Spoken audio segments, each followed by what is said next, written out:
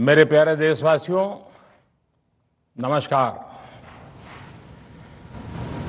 Corona के खिलाफ देश आज फिर एक बहुत बड़ी लड़ाई लड़ रहा है। कुछ सप्ताह पहले तक स्थितियां संभली हुई थी और फिर एक कोरोना की दूसरी वेव तूफान बनकर आ गई। जो पीड़ा आपने सही है, जो पीड़ा आप सह रहे हैं, उसका मुझे पूरा एहसास है। जिन लोगों ने बीते दिनों में अपनों को खोया है, मैं सभी देशवासियों की तरफ से उनके प्रति संवेदनाएं व्यक्त करता हूं। परिवार के एक सदस्य के रूप में मैं आपके दुख में शामिल हूं। चुनौती बड़ी है, लेकिन हमें मिलकर अपने संकल्प, अपने हौसले और तैयारी के साथ इसको पार करना है। साथियों, अपनी बात को विस्तार देने से पहले मैं देश के सभी डॉक्टरों, मेडिकल स्टाफ, पैरामेडिकल स्टाफ, हमारे सभी सफाई कर्मचारी भाई बहन, हमारे एम्बुलेंस के ड्राइवर्स, हमारे सुरक्षा बल, पुलिसकर्मी, सभी की सराहना करूंगा।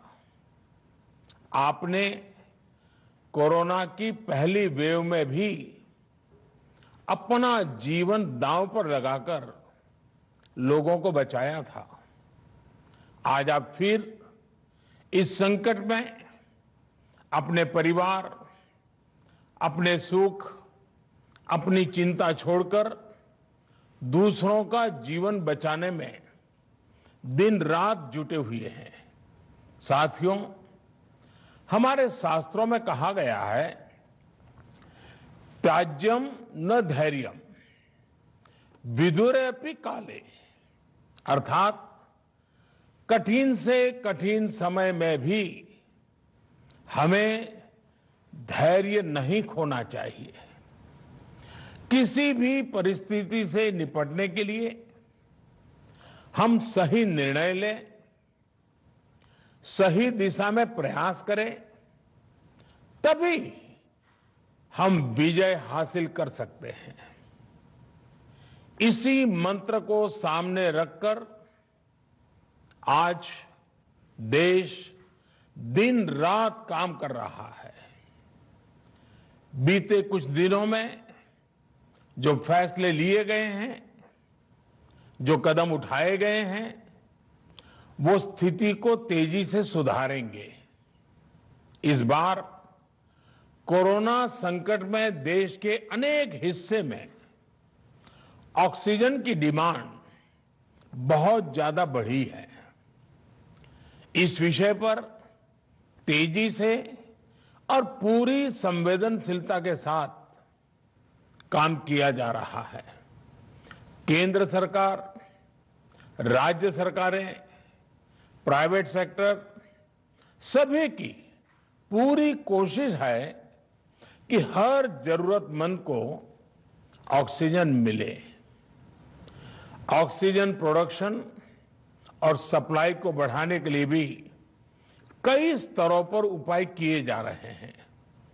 राज्यों में नए ऑक्सीजन प्लांट्स हो, 1 लाख नए सिलेंडर पहुंचाने हो, औद्योगिक इकाइयों में इस्तेमाल हो रही ऑक्सीजन का मेडिकल इस्तेमाल हो, ऑक्सीजन रेल हो, हर प्रयास किया जा रहा है। साथियों, इस बार जैसे ही कोरोना के केस बढ़े, देश के फार्मा सेक्टर ने दवाइयों का उत्पादन और बढ़ा दिया है। आज जनवरी फरवरी की तुलना में देश में कई गुना ज्यादा दवाइयों का प्रोडक्शन हो रहा है। इसे अभी और तेज किया जा रहा है। कल भी मेरी देश की फार्मा इंडस्ट्री के बड़े जो प्रमुख लोग हैं, उसके जो एक्सपर्ट लोग हैं, उनसे बहुत लंबी चर्चा हुई है। प्रोडक्शन बढ़ाने के लिए हर तरीके से दवाई कंपनियां की मदद ली जा रही है। हम सौभाग्यशाली हैं कि हमारे देश के पास इतना बड़ा मजबूत फार्मा सेक्टर है जो बहुत अच्छी और तेजी से दवाइयां बनाता है। इसके साथ ही अस्पतालों में बेड की संख्या को बढ़ाने का भी काम तेजी से चल रहा है। कुछ शहरों में ज्यादा डिमांड को देखते हुए विशेष और विशाल कोविड हॉस्पिटल बनाए जा रहे हैं। साथियों, पिछले वर्ष जब देश ने कोरोना के कुछ ही मरीज सामने आए थे, उसी समय भारत में कोरोना वायरस के खिलाफ प्रभावी वैक्सीन के लिए काम शुरू कर दिया था। हमारे वैज्ञानिकों ने दिन रात एक करके बहुत कम समय में देशवासियों के लिए वैक्सीन विकसित की है। आज दुनिया की सबसे सस्ती वैक्सीन भारत में है। भारत की कोल्ड चेन व्यवस्था के अनुकूल वैक्सीन हमारे पास है। इस प्रयास में हमारे प्राइवेट सेक्टर ने इनोवेशन और एंटरप्राइज की भावना का बेहतरीन प्रदर्शन किया है। वैक्सीन की अप्रूवल्स और रेगुलेटरी प्रोसेसेस को फास्ट ट्रैक पर रखने के साथ ही सभी साइंटिफिक और रेगुलेटरी मदद को बढ़ाया गया है। यह एक टीम एफर्ट है जिसके कारण हमारा Bharat 2 made in India vaccine के साथ दुनिया का सबसे बड़ा टीकाकरण अभियान शुरू कर पाया। टीकाकरण के पहले चरण से ही गति के साथ ही इस बात पर जोर दिया गया कि ज्यादा से ज्यादा क्षेत्रों तक, जरूरतमंद लोगों तक वैक्सीन पहुंचे।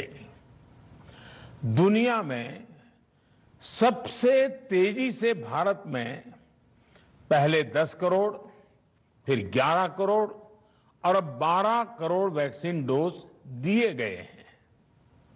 आज कोरोना से इस लड़ाई में हमें हौसला मिलता है कि हमारे health care workers, frontline corona warriors और सीनियर सिटीजन्स के एक बड़े हिस्से को वैक्सीन का लाभ मिल चुका है।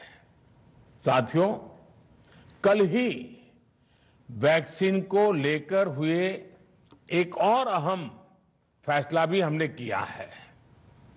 1 मई के बाद से 18 वर्ष के ऊपर के किसी भी व्यक्ति को वैक्सीनेट किया जा सकेगा।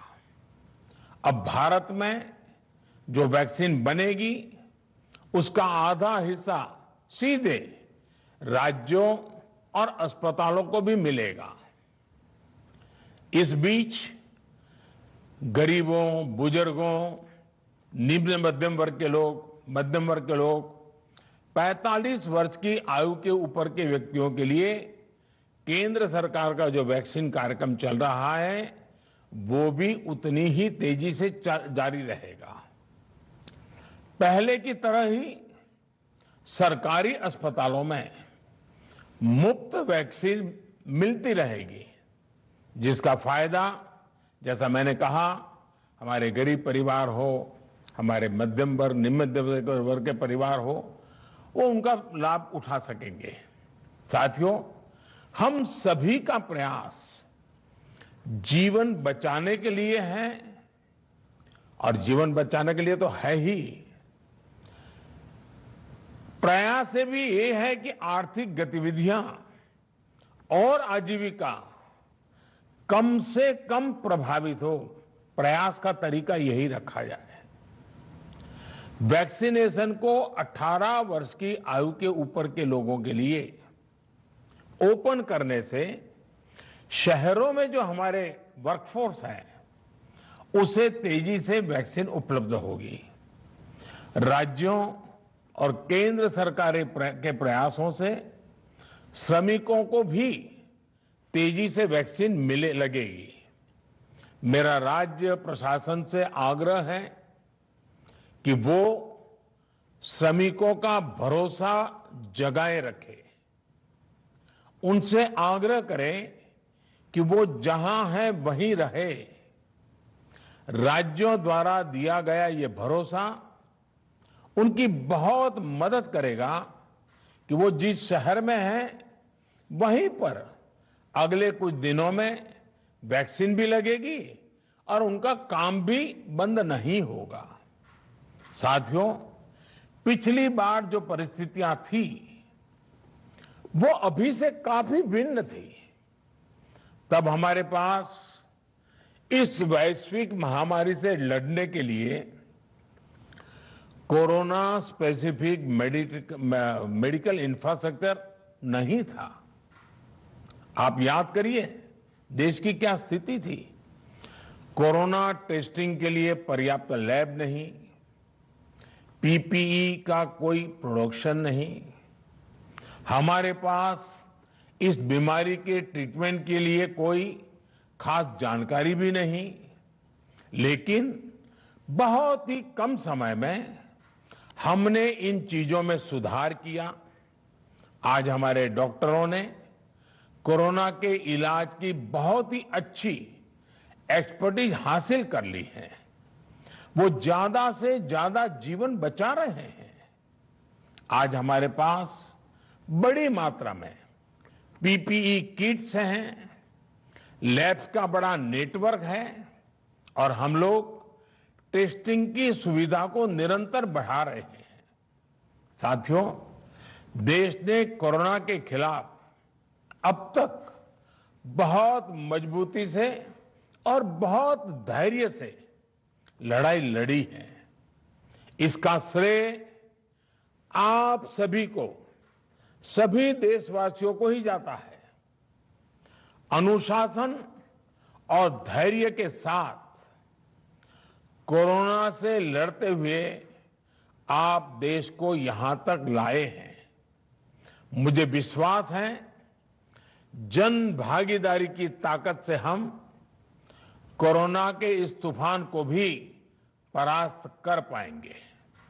आज हम अपने चारों ओर देख रहे हैं कि कैसे कई लोग, कई सामाजिक संस्थाएं जरूरतमंदों तक मदद पहुंचाने में दिन रात जुटे हैं।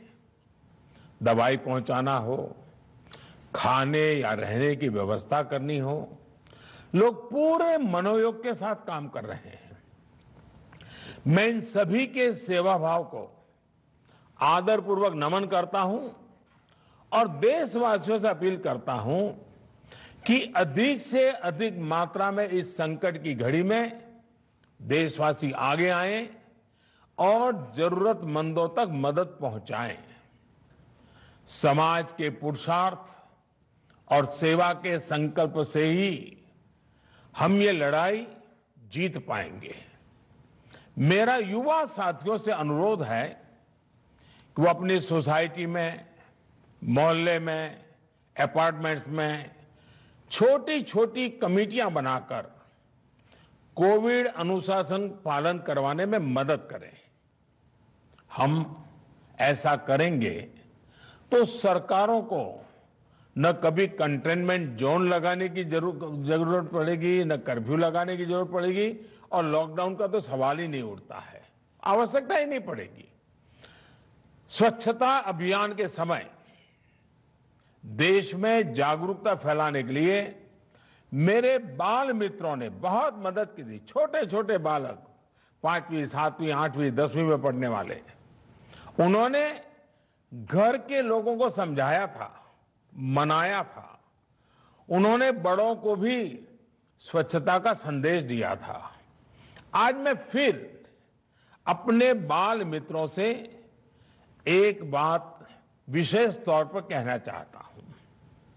मेरे बाल मित्र, घर में ऐसा माहौल बनाइए कि बिना काम, बिना कारण घर के लोग घर से बाहर न निकले।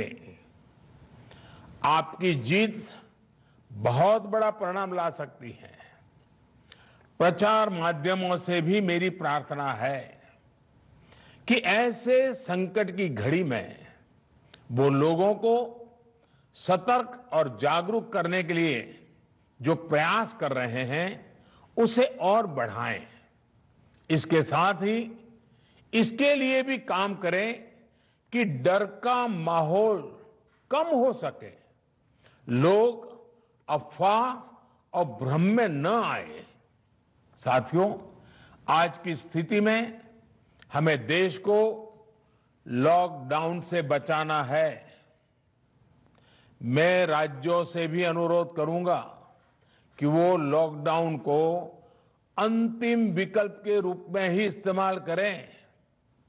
लॉकडाउन से बचने की भरपूर कोशिश करनी है और माइक्रो कंटेनमेंट जोन पर ही ध्यान केंद्रित करना है। हम अपनी अर्थव्यवस्था की सेहत भी सुधारेंगे और देशवासियों की सेहत का भी ध्यान रखेंगे। साथियों, आज नवरात्रि का आखिरी दिन है। कल रामनवमी है और मर्यादा पुरुषोत्तम श्री राम का हम सभी को यही संदेश है कि हम मर्यादाओं का पालन करें। कोरोना के इस संकट काल में कोरोना के बचने के जो भी उपाय है, कृपया करके उनका पालन 100% करिए। दवाई भी, कड़ाई भी, इस मंत्र को कभी भी भूलना नहीं है। ये मंत्र जरूरी है, वैक्सीन के बाद भी जरूरी है। रमजान के पवित्र महीने का भी आज 7वां दिन है। रमजान हमें धैर्य, आत्मसंयम और अनुशासन की सीख देता है। कोरोना के खिलाफ जंग जीतने के लिए अनुशासन भी, उसकी भी उतनी ही जरूरत है। जब जरूरी हो तभी बाहर निकले, कोविड अनुशासन का पूरा पालन करें। मेरा आप सभी से यही आग्रह है। मैं आपको फिर ये भरोसा देता हूं, आपके इस साहस, धैर्य और अनुशासन के साथ जुड़कर आज जो परिस्थितियां हैं उन्हें बदलने में देश कोई कसर नहीं छोड़ेगा। आप सभी स्वस्थ रहें, आपका परिवार स्वस्थ रहें, इसी कामना के साथ मैं अपनी बात समाप्त करता हूं। आपका बहुत बहुत धन्यवाद।